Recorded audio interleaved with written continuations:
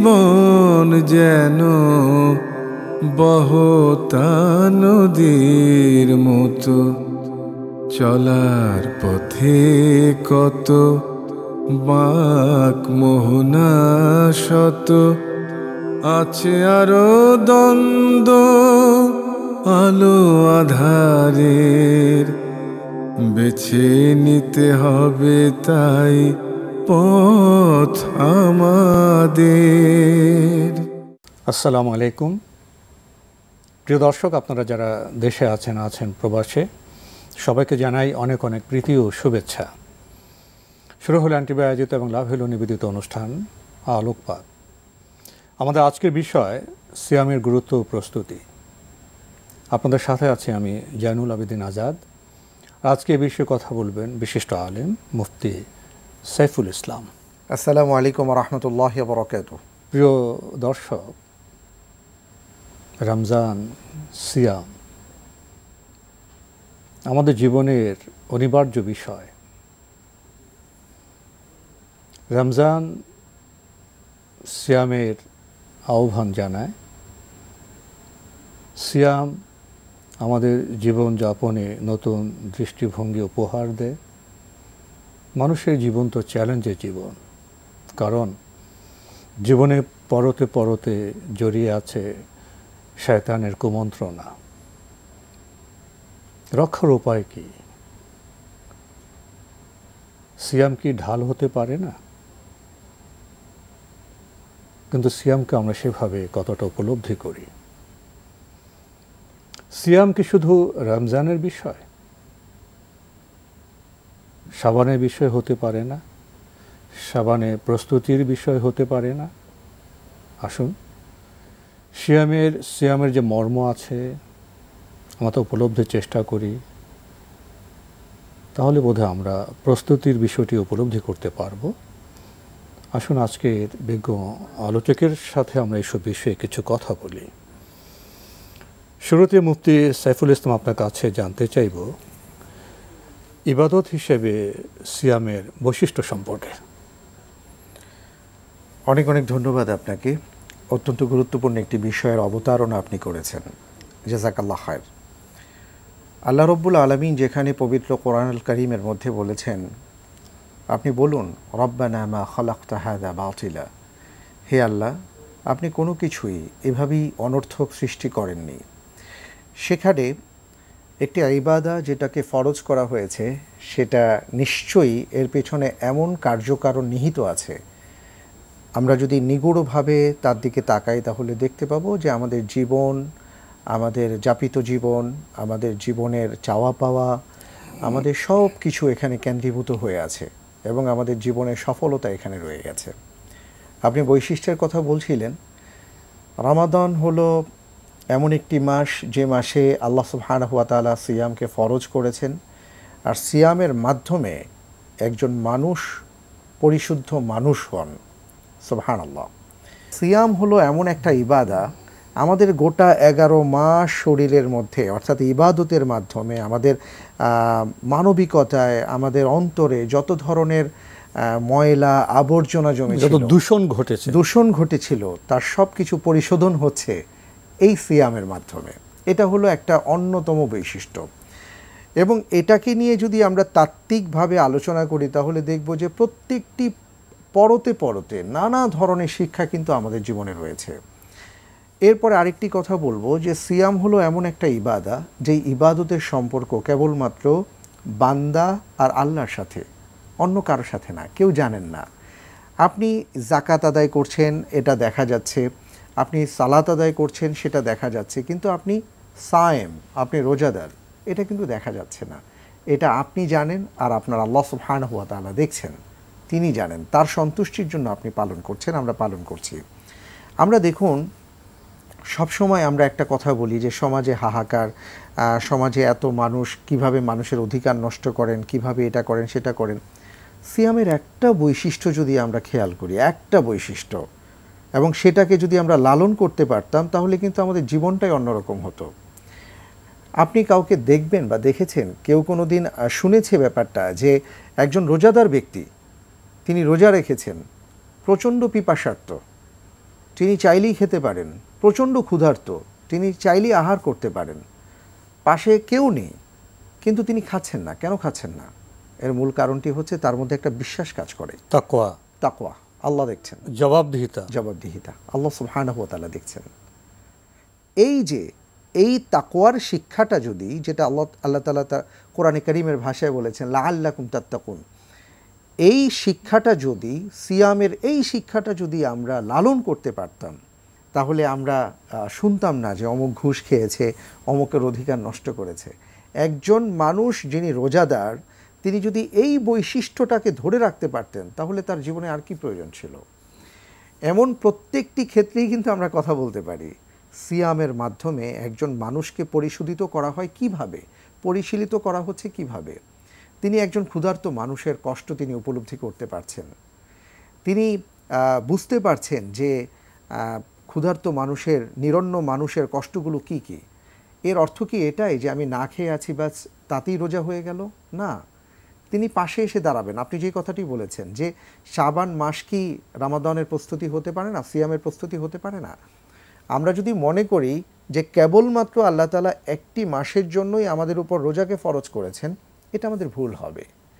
অর্থাৎ ওই একটি মাস আমি পরিশীলিত হয়ে বাকি 11টা মাস যেন তার উপর জীবনকে যাপন করতে পারি, যদি সেটার উপরে যদি আমি চলতে পারি, তাহলে বোঝা যাবে যে আমি রমাদানকে বুঝতে পেরেছি, আমি সিয়ামকে উপলব্ধি করতে পেরেছি। কারণ হচ্ছে সিয়ামের প্রত্যেকটা ক্ষেত্রে দেখুন আমাদের অনেক ধরনের প্রশিক্ষণ হচ্ছে, আল্লাহ তাআলা আমাদেরকে প্রশিক্ষণ দিচ্ছেন। আমরা কিয়ামুল লাইল করি, সারা বছর কিয়ামুল লাইল করার সময় আমরা পাই না, কিন্তু এই যে রমাদান উপলক্ষে একজন সায়েম যখন কিয়ামুল লাইল করেন, রাত্রি জাগরণ করেন, আল্লাহর সামনে দাঁড়ান, তার যে অভ্যাসটা তৈরি হচ্ছে, এটা আল্লাহর কাছে অত্যন্ত প্রিয় এই সময়টা। ঠিক এমনি করে একজন মানুষ হয়তো কোনো কারণে তিনি সারা বছর কোরআনুল কারীম তিনি অনুভব করতে পারেননি, পড়তে পারেননি। পড়ার কথা আমি শুধু তিলাওয়াতের কথা বলছি না, না বুঝে তিলাওয়াতের কথা বলছি না, বুঝে শুনে পড়ার কথা বলছি, অধ্যয়ন করা যাকে বলে। জি, রমাদান আসলে আমরা সবাই কিন্তু কোরআনটা হাতে নেই। এটা শুধুমাত্র রমজান কেন্দ্রিক কেন হবে? এটা আজীবন কেন হবে না? আমরা কেন এটাকে সারা জীবনের জন্য বুকে জড়িয়ে রাখতে পারবো না? এই জন্যই তো সিয়ামের যে ইবাদত, সিয়াম একটি এবাদত পালন করতে গিয়ে আমাদের ব্যক্তি পর্যায়ে, সামাজিক পর্যায়ে, আত্মগঠনে, সমাজ বিনির্মাণে অনেক উপকার হতে পারে। এগুলো হল পার্শ্ব উপকার, পার্শ্ব প্রতিক্রিয়া নয়। জি জি।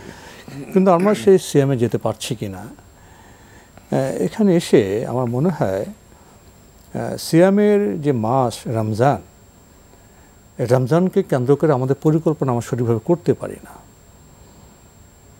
কীভাবে করতে পারি না? দেখা যায় রমজান আসলে অনেকেই ঈদের কেনাকাটা নিয়ে খুব ব্যস্ত থাকেন। রমজানের যে বরকতময় সময়,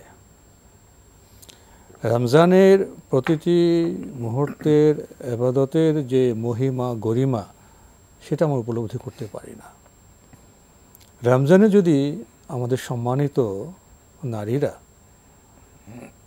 বাজারে বাজারে দৌড়ঝাঁপ করেন, মূল্যবান সময়গুলি নষ্ট করেন, আবার গৃহে এসে তাদের অনেক কাজ করতে হয়, শারীরিক মানসিকভাবে তারা যেটা বিপর্যস্ত অবস্থায় পড়েন, সেটা কি রমজানের কোনো প্রস্তুতি হলো? আমার তো মনে হয় যদি আমরা রমজানের আগে সাবানে রমজানে কেনাকাটা করি, ঈদে কেনাকাটা করি, এবং সাবানে আমরা মাঝে মাঝে দু একটি রোজা রেখে রমজানের রোজার জন্য আমরা প্রস্তুতি নেই, আমরা একটু অভ্যস্ত হয়ে পড়ি, তাহলে যেমন রমজানের রোজাটা আমাদের জন্য সহজ হবে। এবং অপ্রয়োজনীয় যে কাজগুলো আমরা অন্য মাসে করতে পারি, অন্যভাবে করতে পারি, সেটা রমজানের এই যে মহামূল্যবান এই যে আলোকিত সময়, আমরা সেটা কেন সেভাবে ব্যয় করব? তো এখানে কি প্রস্তুতির কোনো বিষয় আছে? ব্যাপারটি হয়েছে কি যে রমজানের যে এই যে একটু আগে বললেন যে একটা মহান মাস আমাদের সামনে এসছে, একটা মহান ইবাদত আমাদের সামনে আসছে, মহিমান্বিত রমাদান, এর মহিমা আমরা বুঝতে আসলে অক্ষম, উপলব্ধি করতে পারছি না, যেই কারণে আমাদের এই সমস্যাগুলো হয়। আমরা মনে করি যে রমজান মাস আসার অর্থ হচ্ছে এটা হলো একটা খাওয়া দাওয়ার মাস, কিভাবে যেন আমাদের সমাজে প্রচলিত সারাদিন খাবো না, ইফতার অনেক খাবো, সেহরিতে অনেক খাবো। শুধু তাই নয়, আমাদের মাঝে কিন্তু একটা কথা প্রচলিত আছে যে রমজান মাসে আপনি যা খাবেন এটার কোনো হিসাব নেই। যে কারণে হচ্ছে কি এমন আর কি এমনভাবে আমরা খাওয়ার পেছনে, আহারের পেছনে ছুটে যাই যে আমাদের মনে হচ্ছে মনে হচ্ছে এটা যেন আহারের মাস।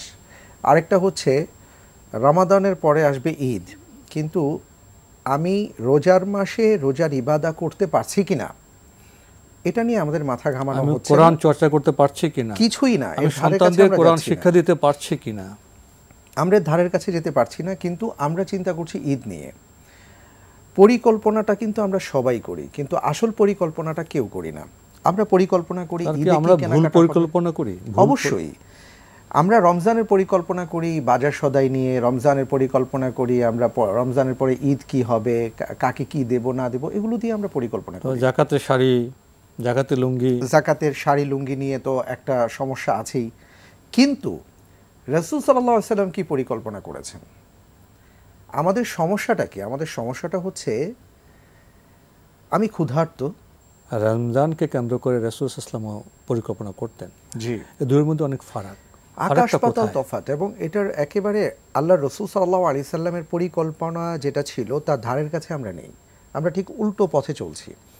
যেটা বলছিলাম যে রাসূল সাল্লাল্লাহু আলাইহি সাল্লামের পরিকল্পনাটা ছিল কি, মা আয়েশা রাদিয়াল্লাহু তাআলা আনহা তিনি বর্ণনা করেন যে রজব মাস আসার পরই রাসূল সাল্লাল্লাহু আলাইহি সাল্লামের চেহারার মধ্যে একটা অন্যরকম আমি আলো দেখতে পেতাম। সেটা হচ্ছে তিনি যেন কারোর জন্য অপেক্ষা করছেন। আমরা যখন আমাদের খুব প্রিয় ব্যক্তির জন্য অপেক্ষা করি, তিনি আসছেন আমাদের বাড়িতে, আবেগের সাথে আমাদের ভেতরে একটা অস্থিরতা কাজ করে কখন তিনি আসবেন, তাকে স্বাগত জানাবার জন্য কিভাবে জানাবো। তো মা আয়েশা রাদিয়াল্লাহু তাআলা আনহা বলেন যে রাসূল সাল্লাল্লাহু আলাইহি সাল্লামের প্রস্তুতিটা এই ধরনের ছিল। পাশাপাশি কেমন ছিল, তিনি তার সকল কাজ অর্থাৎ দুনিয়াবি যত কাজ ছিল সেগুলো তিনি গুছিয়ে ফেলতেন রজবের মধ্যে।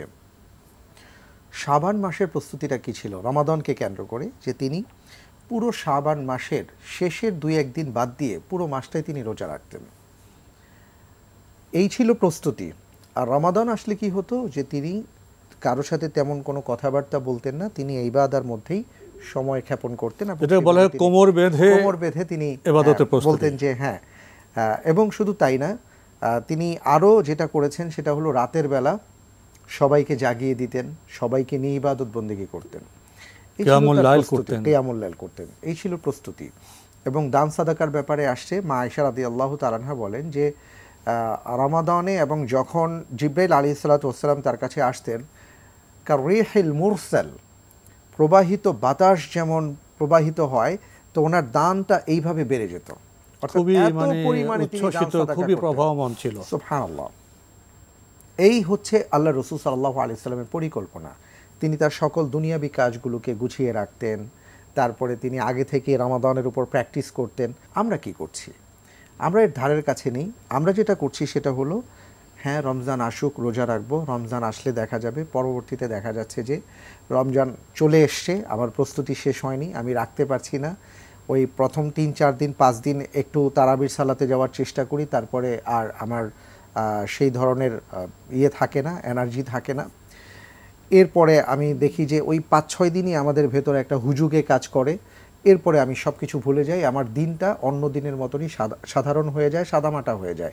আপনি বললেন যে 5-7 দিন আপনার তারাবিতে যে এরপরে যায় না, এখানে আমার আপনার ইফতারের কথা মনে পড়ছে। জি, আমাদের ইফতারের টেবিলে যেন খাদ্যের ঘন ঘটা। জি, এত খাবার, এত আয়োজন, যারা ঘরের সম্মানিত মহিলা তারা ইফতারকে নিয়ে এত পরিশ্রম করেন, তারা রোজা রাখেন, তারা অনেকে ঠিক আবাদত করার আপনার ঠিক সময়টুকু পায় না, যে কোরআন তেলাওয়াত করবেন, অধ্যয়ন করবেন, কোরআন খাতম করবেন, পায় না।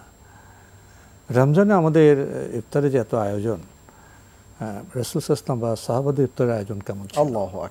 হাদিসের মধ্যে এসছে একটা খেজুর, একটু দুধ, 1 অঞ্জলি পানি, এটা দিয়ে তারা ইফতার করেছেন। আমরা কি করছি? আমাদের এত পদ বানানো হচ্ছে, আমরা ভাবছি যে এটা নিয়ে মনে হয় ইফতার করে আমি বিশাল কিছু করে ফেলছি। এত খাওয়ার পরে কি ইবাদত করা যায়, দাঁড়ানো যায়, তারাবি পড়া যাবে? সেটাই, আমরা তো তখন হয়রান পেরেশান হয়ে যাই, হাঁসফাঁস করি, আমাদের অনেক ধরনের সমস্যা দেখা দেয়।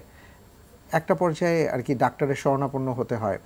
আমি যে কথাটা বলতে চাই যে আমরা যারা নিজেদেরকে মুসলিম বলে দাবি করি অথচ আজও পর্যন্ত আমি হতে পারিনি রাসূল সাল্লাল্লাহু আলাইহি সাল্লামের ফলোয়ার, তাহলে আসলে এর চাইতে আফসোসের কিছু নেই।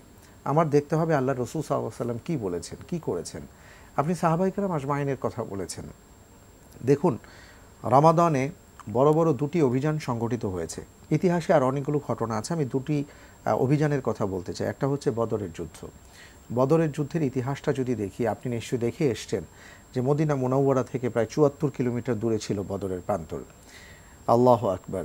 এখনও পর্যন্ত যদি আমরা সেখানে যাই, দুপুরবেলা যদি আমরা এসি রুমেও থাকি, সেখানে আমরা গরমে ভিজে যাই, আর সেখানে তারা বদরের প্রান্তরে গিয়েছেন রোজা অবস্থায়, রমজানে সিয়াম পালন অবস্থায় রোজা রেখে নিজেদের অস্তিত্ব টিকিয়ে রাখার জন্য।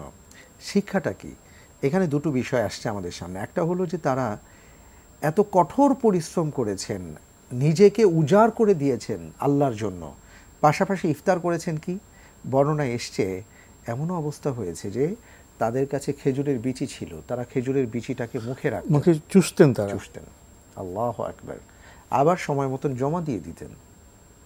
আর আমরা সেই উম্মাহ, আজকে আমরা 12 পদ 15 পদ না হলে আমাদের ইফতার হচ্ছে না। আমাদের মনে হয় চিন্তা করা উচিত এই ব্যাপারগুলো নিয়ে। জীবনযাপনের ক্ষেত্রে তাদের এই যে আপনার কিছুটা সাধন বলি বা স্বল্পে তুষ্টি বলি, এই জন্য তারা রমজানে রোজা রেখে যুদ্ধ করতে পেরেছেন, বদর যুদ্ধ, এবং বিজয় লাভ করেছেন। আবার তারা খুব অল্প আহারে তারা চলতে পেরেছেন। তাদের কাছে তো ইবাদতটা খুবই সহজ বিষয়, তাদের কাছে তো তারাবি খুবই সহজ বিষয় হবে। আবার এই সাহাবারাই যখন আবার মক্কা বিজয় করলেন রমজানের শেষের দিকে, সেখানে আবার আরেক চিত্র, তারা বিজয়ী হলেন। তারা কি প্রতিশোধ নিয়েছেন? না, তারা ক্ষমা করেছেন। আল্লাহু আকবার। যেন তেন ক্ষমা, এটা কি যেন তেন ক্ষমা? ভাবতে পারি আমরা, আমাকে কেউ একটা কটু কথা বলেছে, এটার জন্য আমি 20 বছর পর সেটা মনে রাখি। মক্কার কাফেররা তো মুসলমানদের উৎখাত করেছে, সেটাই, কিন্তু সম্পদ থেকে, সহায় থেকে, বাড়িঘর থেকে নির্যাতন করেছে। বর্ণনায় তো এটাই এসছে। আমরা যদি আর রাহিকুল মাকতুম দেখি বা সিরাত গ্রন্থগুলোর মধ্যে দেখি, আল্লাহ রাসূল সাল্লাল্লাহু আলাইহি সাল্লাম যখন এসছেন, এবং হাদিসের মধ্যে এসছে যে তিনি যখন উটের পিঠে ছিলেন, তার মাথাটা নোয়ানো ছিল। আমরা দেখি সারা জীবন আর কি আমাদের ইতিহাস যেটা বলে যে যত বিজয়ী আছেন, বিজয়ী সেনাপতিরা বুক উঁচু করে চালিয়ে তারা প্রবেশ করেন। রাসূল সাল্লাল্লাহু আলাইহি সাল্লাম ঠিক উল্টো কাজ করেছেন। তিনি অত্যন্ত বিনয়বত হয়ে তিনি প্রবেশ করেছেন, বিনম্রভাবে। পাশাপাশি আমরা দেখেছি যে ইতিহাস যেটা বলে, মক্কার মুশরিকরা যখন তার কাছে গিয়ে আপিল করলো যে আপনি আসলে আমাদের ক্ষেত্রে কি সিদ্ধান্ত নেবেন, রাসূল সাল্লাল্লাহু আলাইহি সাল্লাম তাদেরকে ক্ষমার ঘোষণা দিয়েছিলেন। আমরা এই শিক্ষাগুলো কিন্তু আজকে নিতে পারছি না। আমরা ইবাদত, নাম সর্বস্ব, ইবাদতটাকে সামনে রেখে কিছু রিচুয়াল, আনুষ্ঠানিকতা পালন করার চেষ্টা করছি। এই যে আপনি বললেন যে আমাদের আচরণের সাথে প্রিয় নবীর আচরণ অনেক দূরে মিলছে না, সাহাবাদের আচরণের সাথে আমাদের আচরণ মিলছে না। এটা মূল কারণ কি এরকম? ইসলাম শেখার জন্য তো দুটি আলোকিত গ্রন্থ আছে, একটি পবিত্র কোরআনুল কারীম, সেই হাদিস। আমাদের টেবিলের মধ্যে সেগুলো থাকে না। আমরা অনেক উপন্যাস পড়ি, অনেক সিরিয়াল দেখি, কিন্তু আমরা কোরআনের অ্যাটলাস দেখি না, আমরা কোরআন অধ্যয়ন করি না, আমরা সেই হাদিস পড়ি না। তো পবিত্র কোরআনের সাথে এবং সেই হাদিসের সাথে নবী ইসলামের জীবনের সাথে যদি আমাদের সম্পর্ক না থাকে, তাহলে আমরা শিক্ষা কোত্থেকে পাবো? আমাদের মধ্যে তাকওয়া কীভাবে আসবে? তাই পবিত্র রমজানে কোরআন চর্চা, নবী সাল্লাল্লাহু আলাইহি ওয়াসাল্লামের জীবনের চর্চা কতটা গুরুত্বপূর্ণ। আমাদের দর্পণ বানাতে হবে কোরআন এবং সুন্নাহকে। অনেকে হতাশা প্রকাশ করেন, এই যুগে, এই সময়কে আমরা নবী সাল্লাল্লাহু আলাইহি ওয়াসাল্লামকে অনুসরণ করতে পারবো, সাহাবাদের অনুসরণ করতে পারবো? এখানে তো স্কলার একটা কথা বলে থাকেন, তো আকীদা বিশ্বাস আপনি ঠিক করুন, আকীদা বিশ্বাস ঠিক করে আপনি আমলের দিকে যান, ত্রুটি থাকলেও আল্লাহ আপনাকে ক্ষমা করে দেবেন। হতাশ অর্থবোধে কিছু নেই। আল্লাহ তাআলা বলেছেন তুমি চেষ্টা করো, আল্লাহকে ভয় করো, চেষ্টা করো। আমরা যদি চেষ্টা করি, ওমাই ইয়াত্তাকিল্লাহা ইয়াজআল লাহু মাখরাজা, আল্লাহ তাআলা রাস্তা বের করে দেবেন। এটা আল্লাহর ওয়াদা। তাহলে আকীদা বিশ্বাস ঠিক থাকতে হবে, রাসূল সাল্লাল্লাহু আলাইহি ওয়াসাল্লামকে অনুসরণ করতে হবে। আমলে ত্রুটি থাকতে পারে, গুনাহ থাকতে পারে, আল্লাহ তো পছন্দ করেন গুনাহগার বান্দা তাওবা করুক, সেই বান্দাই তো আল্লাহর কাছে বেশি প্রিয়। তাহলে আমরা আশাবাদের আহ্বান রেখে এই বার্তা দিয়ে আজকের অনুষ্ঠান বোধহয় এখানে শেষ করতে পারি ইনশাআল্লাহ। আমি কি একটি কথা বলতে পারি? সেটি হচ্ছে রমাদান আমাদের সামনে আসছে, আমরা যেন রমাদানকে অনুভব করে এই ইবাদতটা পালন করার চেষ্টা করি। আমি এটা সবাইকে এবং আমি আমার নিজেকে নাসিহা করতে চাই। জাযাকাল্লাহ খাইর। উপলব্ধি খুবই গুরুত্বপূর্ণ বিষয় এখানে। মুফতি সাইফুল ইসলাম, আপনি কষ্ট করে আমাদের স্টুডিওতে এসেছেন, সময় দিয়েছেন, সেজন্য আপনাকে অনেক ধন্যবাদ। আপনাকেও ধন্যবাদ, এনটিভিকেও ধন্যবাদ। প্রিয় দর্শক, আমরা দেখছিলাম এনটিভি আয়োজিত এবং লাভ হলো নিবেদিত অনুষ্ঠান আলোকপাত। আমাদের আজকের বিষয় ছিল সিয়ামের গুরুত্ব ও প্রস্তুতি। আমাদের এই অনুষ্ঠান আপনারা এনটিভি অনলাইনেও দেখতে পারবেন, ভিজিট করুন www.ntvbd.com। এছাড়া ইউটিউবে এবং আমাদের ভেরিফাইড ফেসবুক পেজে অনুষ্ঠান দেখতে পারবেন। আমরা কী নিয়ে কথা বললাম? আমরা সিয়াম নিয়ে কথা বললাম। জীবনের এতগুলো বসন্ত এসছে, এতগুলো বছর শেষ হয়েছে, সিয়াম নিয়ে তো আমরা কথা কম শুনিনি। প্রশ্ন হলো, আমরা সঠিক কথা কতটা শুনেছি, সঠিক বার্তা আমরা কতটা গ্রহণ করেছি? সিয়াম শুদ্ধ হলে আমরা শুদ্ধ হয়ে যাব, পরিবার সমাজ আলোকিত হবে, আমরা পাব কাঙ্ক্ষিত মানবিক বিশ্ব। আসুন আমরা সেভাবে সিয়ামকে উপলব্ধি করি, গুরুত্ব দিই, পালন করি। প্রিয় দর্শক, মহান আল্লাহ আমাদের সবাইকে নিরাপদে রাখুন, রাখুন শান্তিতে। আসসালামু আলাইকুম। চলার পথে কত বাঁক মোহনা শত, আছে আরো দ্বন্দ্ব আলো আধারের, বেছে নিতে হবে তাই পথ আমাদের।